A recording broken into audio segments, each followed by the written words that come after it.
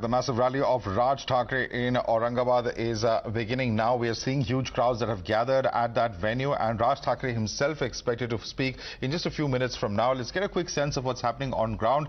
We will go across to Arunil for more on this. Arunil, we were discussing really the options before Raj Thackeray. One is, of course, the entire issue pertaining to the loudspeaker, which his party has raised. The BJP has been echoing the MNS on this particular issue, and clearly, of course, it's gone a step further now with Raj Thackeray sort of casting himself in Bala Thackeray's mode, and that is something that has the Shiv Sena clearly rattled, and that's evident in the fact that there's a poster war that is currently underway. The Shiv Sena, in fact, putting up a poster where they have said that no one can replace Hindu Hriday Samrat Bala Thackeray.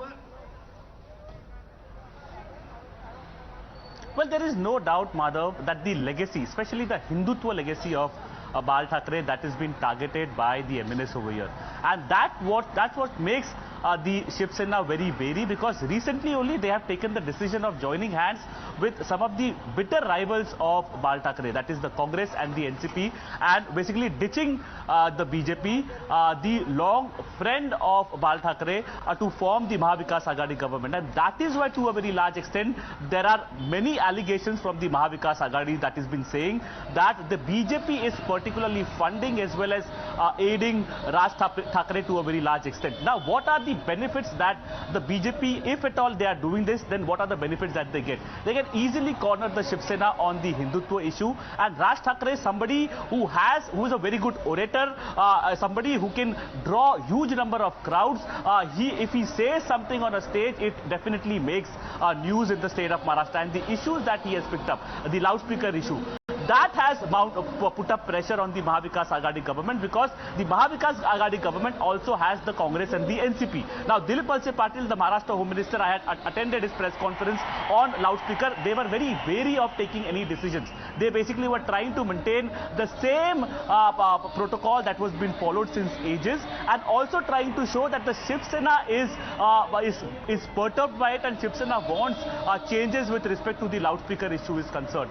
Now, with respect to the other dynamics, if we look at it, what does Raj Thackeray gain out of it? Raj Thackeray has everything to gain out of it. The reason for that is his political party was in a major political slumber, if you look at around a year ago.